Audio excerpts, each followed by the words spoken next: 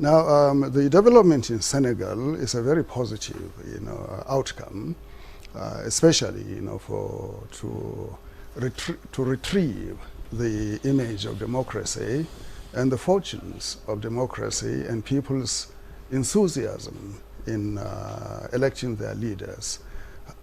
Having said that, it's very important for us to differentiate between democracy as a norm, as a pattern of enthroning a government, and then with governance itself. Governance is a critical factor in determining the credibility, integrity, and sustainability of democracy itself.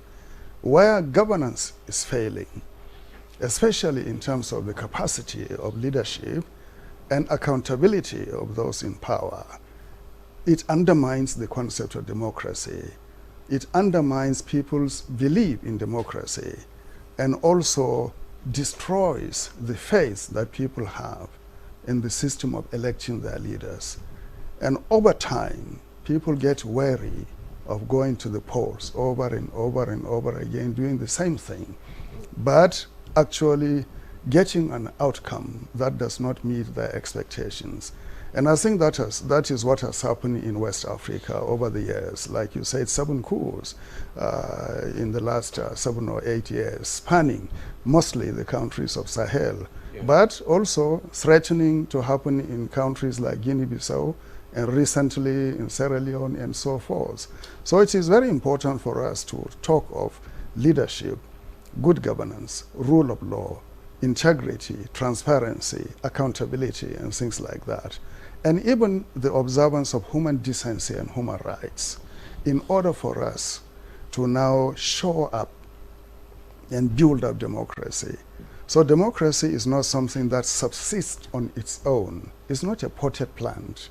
It is something that you nurture and you make it to grow, and is acculturated within your system, within your philosophy, within your beliefs.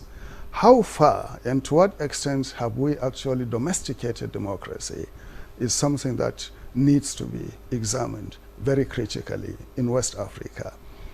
The ECOWAS protocols in democracy and good governance actually postulates the need for accountability, rule of law, constitutional order, and also the participation of people in decision-making and in running of their government.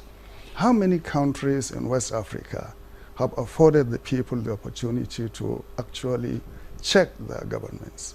Very few, in terms of telling the leaders what they should do for the people and not what they want to do to the people.